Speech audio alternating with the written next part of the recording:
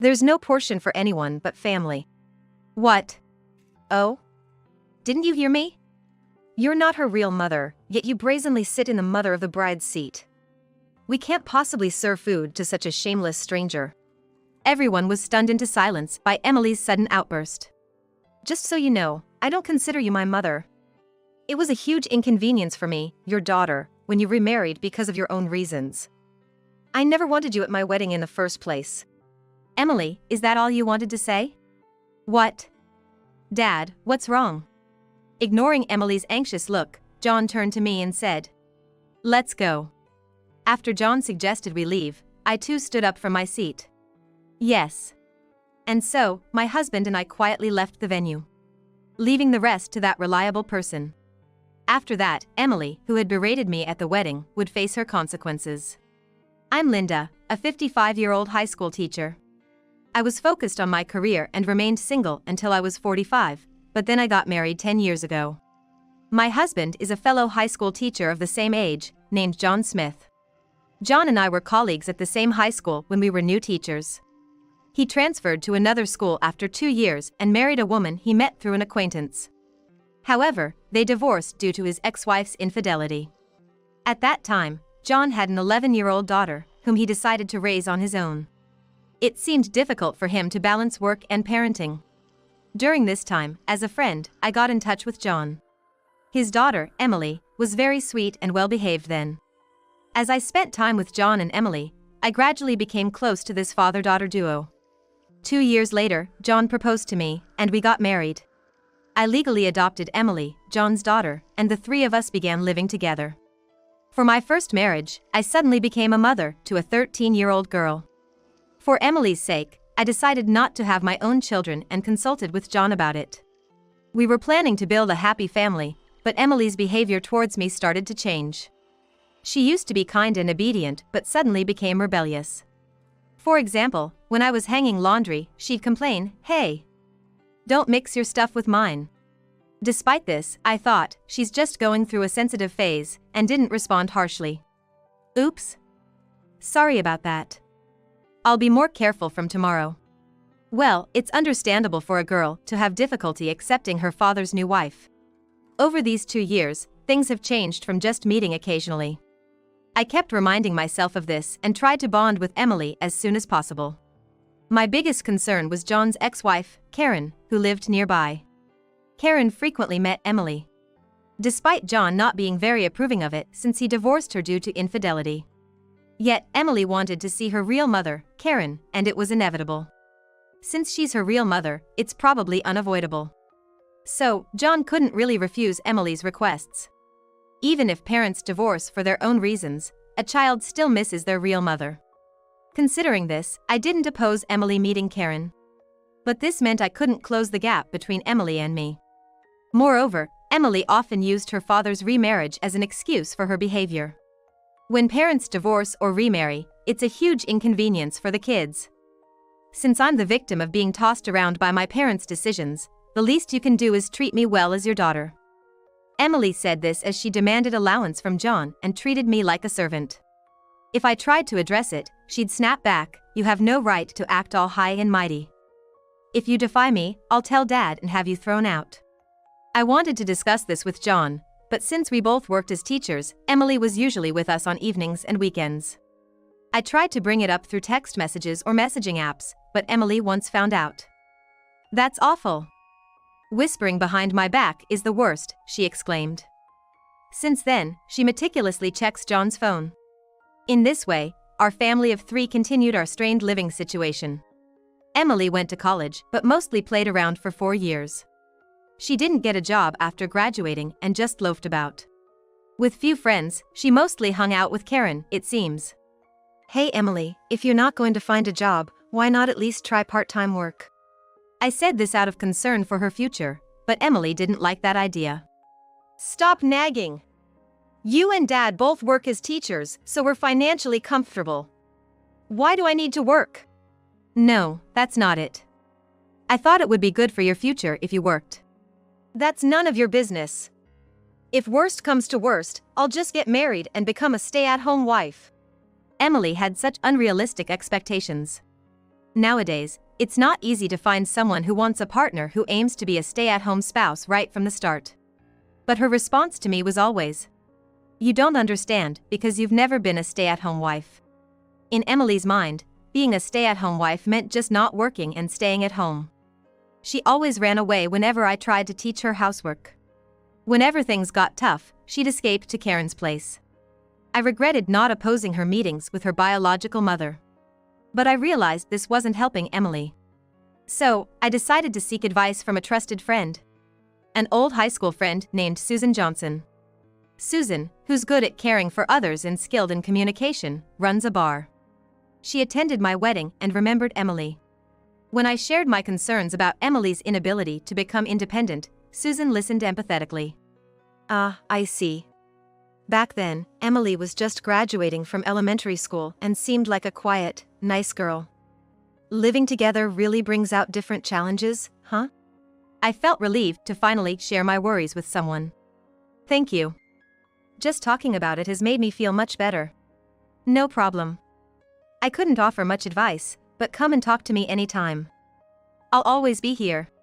Truly, friends are invaluable. Feeling better, I decided to try talking to Emily again. But when I got home, Emily was unexpectedly getting ready to go out. "Oh, you're back? I'm heading out now." "Right now?" It wasn't urgent, so I thought we could talk later. But then, Emily shared something surprising. "Actually, Mom's getting remarried. The guy is 10 years younger than her and super handsome. I'm excited to meet him. She said she's going to introduce him to me, so I'm going to see him now." Karen's getting remarried. I was surprised, but if my mother Karen remarried, I was hoping that Emily wouldn't visit her so often anymore. But even after Karen got remarried, Emily's visits didn't decrease. Every Saturday night, she'd say, "I'm going to Mom's," and leave. I was worried Emily might be intruding on Karen's new marriage. Maybe it would be better if Emily found someone and got married soon, I suddenly thought. I wanted to teach her more about household chores. Just then, Emily came home in a great mood. A young man, a bit older than Emily, was with her. "I'm home." "Oh, let me introduce him. This is my fiancé, Michael," she beamed. "I'm Michael Smith. Pleased to meet you." "Fiancé?" I was taken aback by the sudden news. Now that I thought about it, Emily had been in a good mood lately and wasn't as rebellious. Had she found a boyfriend without me knowing? "Surprised, huh? Michael's an elite salesman at the parent company of where Mom's husband works. I was jealous of Mom's happiness and said, I wish I had someone too, and she introduced me to him." "Oh, is that so? That's great." Michael seemed very serious. I was a bit worried whether he could handle a daughter like Emily who couldn't do much. But my worries were short-lived. Emily's wedding plans were progressing smoothly. However, there was one problem. Karen wanted to attend the wedding. Of course, as Emily's biological mother, she'd want to see her daughter's big day. But having my ex-wife there while John and I would be attending as Emily's parents might cause a stir among the relatives. And it could be awkward for Michael's family. I was at my wits' end about how to have Emily's wedding without any issues and went to consult Susan. I wonder if I was wrong to allow Emily to see her mother all this time? Is it really okay to invite her to the wedding? As I asked this, Susan looked serious and began to speak. And that's when she told me an unbelievable truth. No way. I thought it couldn't be, but that was definitely Emily. And the man with her, in his mid-30s. I was taken aback by Susan, the bar owner's eyewitness account. And then I realized that Karen wanting to attend the wedding wasn't just to see Emily in her bridal glory. "Leave it to me, I've got a plan," Susan said, seemingly having a strategy in mind. My mind was in a panic, but I decided to leave everything to Susan. And then, on the day of the wedding. The wedding, attended only by close relatives, was held in a restaurant style. But when I tried to take my seat, I noticed something was off. "Huh? There's no meal at my seat." "Really? Maybe there was a mix-up with the staff?" "I'll go check." He returned, saying that the bride had requested no meal be served at my seat. Why would she? I felt a shiver run down my spine. John looked frustrated and was about to go to the bride's dressing room, but it was almost time to start, so I hurriedly stopped him. It's okay, John. I'm not in the mood to eat anyway. I'll ask her about it after the ceremony. John sat down with a bitter look, despite my reassurance. What is Emily thinking? He muttered. As the lights dimmed and the bride and groom entered, Emily passed by us and John whispered to her. Why isn't there a meal for Linda? Oh, John. It's really fine. I whispered back, but Emily loudly said for everyone to hear.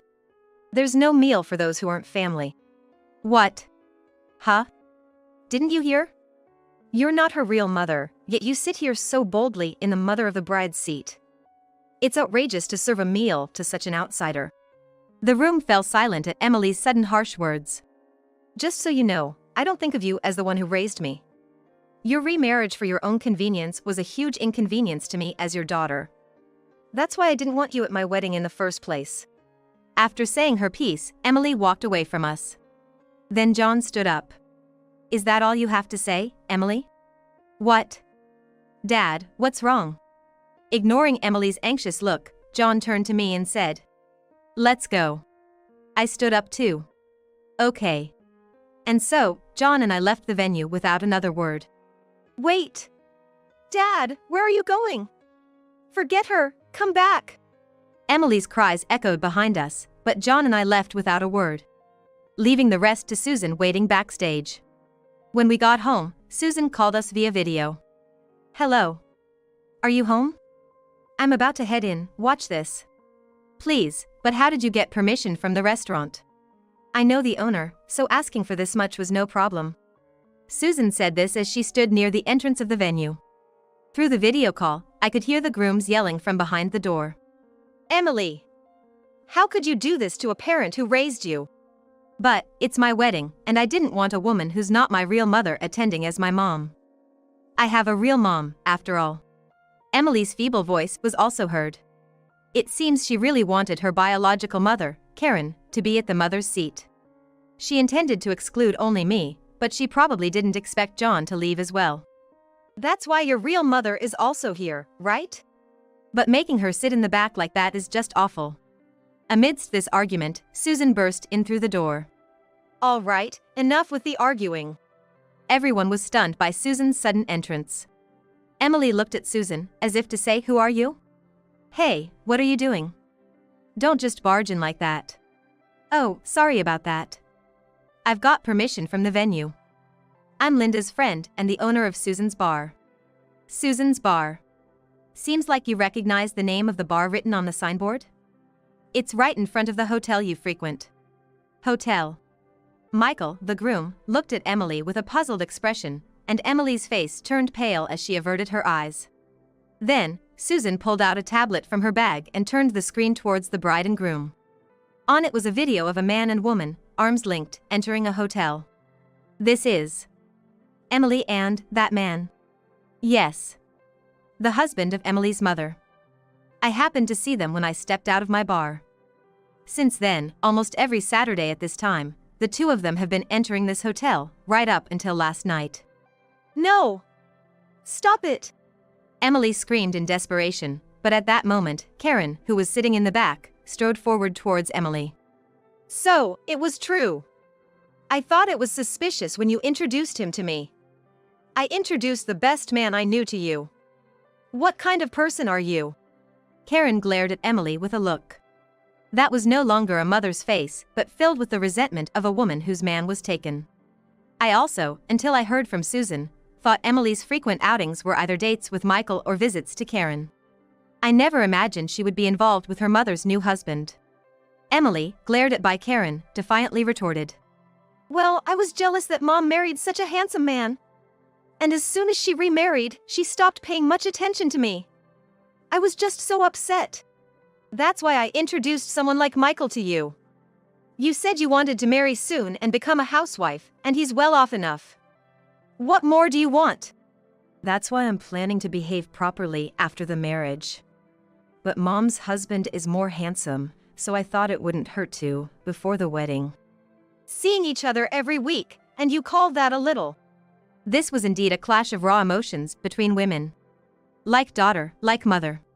From what I could see on the screen, the relatives present were all taken aback. However, Michael, who was listening nearby, seemed to have reached his limit. Enough is enough. So, Emily, you just wanted to get married and chose me for that? If that's your attitude towards marriage, then I'm out. Ah, just as I feared. Nowadays, even elementary school kids wouldn't say they just want to be brides. In this era, marriages won't work unless the partners truly love and support each other. Yet, Emily still seemed not to understand, looking at Michael with pleading eyes. But I thought I'd be happy with you, Michael. Why would you say something so cruel? That's just your selfish perspective, Emily. Sure, I want to make the woman I love happy. But you're just relying on my income, thinking about having an easy life. I don't like a cunning woman who chooses a marriage partner for such reasons. Michael stated this clearly and firmly. Even Emily had no comeback to that. Besides, I can't forgive the fact that you cheated right before the wedding. Emily, prepare yourself. I'll be demanding a fair compensation for this betrayal. What? No, please, Michael, forgive me. Emily's tearful plea for forgiveness was in vain. The relatives around were saying, this marriage is definitely off now. Even Michael's parents seemed to agree with this decision. Emily, overwhelmed with despair, hung her head and began to cry. No! I thought I was finally going to get married. What am I supposed to do now? No matter how much Emily cried or screamed, no one would sympathize. Even her biological mother, Karen, was still looking at her with eyes full of resentment. I'm done with you. You're no longer a daughter to me, nor I am mother to you. Don't involve me in your life anymore. Oh, that reminds me, I have something to tell you too, Karen. Susan suddenly said, as if she just remembered. What? What are you talking about all of a sudden? I thought I had seen your husband somewhere before. He's been to my bar several times, each time with a different woman. What? Karen's face froze. Susan, even in the midst of conversation, made sure to show the faces of those she spoke about on the video. Your husband, Daniel Roberts, right? I asked a regular customer who knows him. Turns out he's known for getting involved with various women and quickly breaking up with them. No way! Moreover, I heard it's a common thing for him to cheat with younger women, even when married. And this time, he got involved with his new wife's daughter. Karen was shocked by Susan's revelation and collapsed on the spot. Well, you're not one to talk, right? You abandoned your daughter when she was still in elementary school to elope with a younger man. And after that, you've been swapping men frequently and having fun. That's the truth, as far as I know. Why do you know that? Don't underestimate how well connected I am. It's easy for me to find out such things for a close friend. Karen seemed at a loss for words. As if her mother's tragedy didn't matter, Emily suddenly raised her voice. Wait a minute. Now's not the time for this kind of talk. If I can't get married, I have to go back to Dad's place. I'm calling him right now. Emily said, getting up. Then, Susan handed her cell phone to Emily. It seemed like the moment of revelation was at hand. If you're calling home, it's already connected. Here you go. Seeing my face on the phone screen, Emily realized she had been watched all along. That's so mean. You've been spying on me? Emily said, looking at me with a strained expression. Emily. You kicked me out of the wedding venue, and you talk about being treated harshly? Just put Dad on the phone, will you? He's there, isn't he? Emily was visibly agitated and showed no remorse in her tone. Then, John, who had been silently listening beside me, spoke up. Emily. I'm here, but you have something to say to your mother first. Who cares about that? Dad. Listen to me. My wedding's been called off. Help me, please, Dad. Emily was desperately seeking help, but John calmly responded. Emily. I told you before. It was Linda who saved you when your mother abandoned you. I was trying to raise you alone, but as a father, I wasn't sure how to deal with a girl. At that time, Linda listened to my worries and helped me genuinely. Emily's expression twisted slightly. Perhaps she didn't want to hear such things now. Yet, John added more. No, it wasn't just me. She was genuinely concerned about you too. That's why I decided to remarry Linda. It wasn't just a matter of convenience for adults. Emily looked down, her expression dark. I know that. But still, I felt like she took Dad away from me. I knew it logically, but I just couldn't stand her. Emily's words reminded me of when I first married John.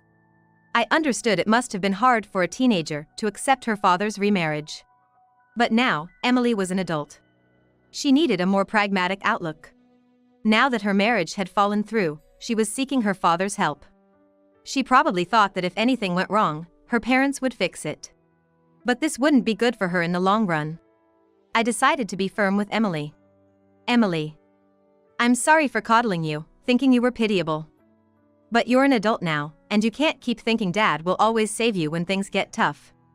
I believed I was only stating the obvious as a parent. But Emily's response was unexpected. Shut up. I'm talking to Dad.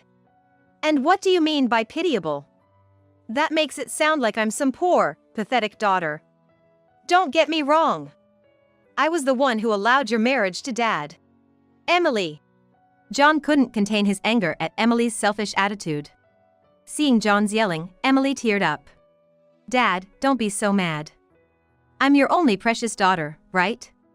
Who's more important to you, me or her? Just leave her and let me come home. My marriage is off, and I have nowhere else to go, please. No. You said terrible things to my beloved wife, treating her as non-family. If that's the case, I can't accept you as family anymore either. You need to atone for your affair and learn to live on your own. So, no. Emily replied, her voice trailing off. In the venue, the staff, realizing the wedding was cancelled, had started cleaning up. The relatives were also gradually leaving the scene. Michael was speaking seriously to Emily.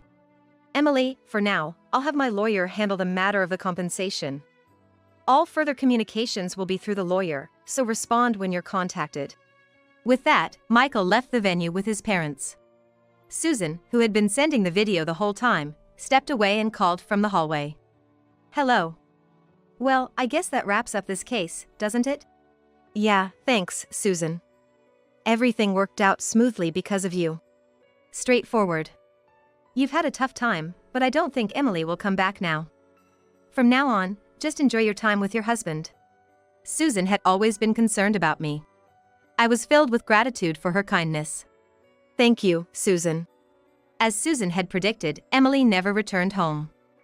Apparently, she moved into Karen's apartment. Karen, after that day, became furious with her husband over his affair with her daughter and decided to divorce. Since that incident, Karen became furious with her husband over his affair with her daughter Emily, leading to a heated argument and ultimately deciding to divorce. Upon arriving at Karen's place, Emily immediately blamed her mother, claiming, "My marriage being called off is your fault." She, for some reason, held her mother responsible for the failed marriage. In response, Karen blamed Emily for her divorce. They argued daily, and their confrontations escalated. They would shout, throw things, and even get into physical altercations.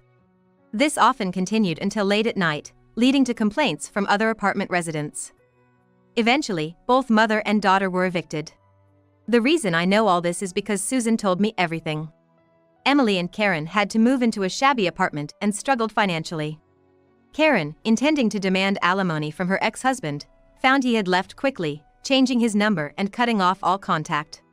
Struggling to make ends meet, Karen apparently tried to find work at various nightclubs, attending numerous job interviews. However, due to her age, she couldn't secure employment anywhere. Susan, having heard this from a friend who owns a bar, decided to hire Karen at her own establishment. Karen is working diligently to support herself, but it seems she often voices her grievances about Emily during her breaks. It appears that the mother-daughter duo will continue their endless cycle of conflicts, no matter what. Karen, having neglected her maternal duties, should at least now take responsibility for Emily. Emily, contacted by the lawyer, paid Michael's compensation, straining her finances even further. No longer able to rely on her father, she finally started working part-time. Emily, who had lived off her parents and played around, would now face the harsh realities of society. As for us, with Emily gone, we thought we'd have a peaceful couple's life. However, with over 20 years of teaching experience, it wasn't that simple. We were invited to former students' weddings, visited them for baby showers, and being high school teachers meant we were always busy. Lately, many former students, now with kids, visited us on weekends. Especially me, being single until my mid-40s, I had been a confidant for many students in both personal and academic matters. Many of my former students visited our home with their families, treating it like a return to their parental home. It's gratifying as a teacher to be so cherished, but there was also this kind of former student. Ms. Smith, actually, my parents got divorced, and now I don't have a family home to show my child their grandparents. Oh dear, that must be tough. Yes. But when I bring my wife and child to visit you, my kid gets so happy. It's as if they think of your place as my family home. Recently, there are not a few students who don't have a family home to return to due to their parents' divorce. Moreover, the children of my students often call me Grandma. It seems they really do think of our home as their own family's house. John even teases me by saying, it's like we suddenly have more grandchildren. I don't have children of my own, so it feels a bit embarrassing to be treated like a real grandmother. However, the fact that my students find our home a comfortable and welcoming place is something I take pride in as a teacher. Therefore, our weekends are filled with joy and liveliness, with visits from various students, making life with John all the more enjoyable. Even though Emily is no longer with us, we have many students who rely on us. It's true that people can't always understand each other, even if they are legally family. What's important is the connection between hearts, the bond with those we can trust. We, as a couple, plan to continue cherishing these relationships with those who truly need us.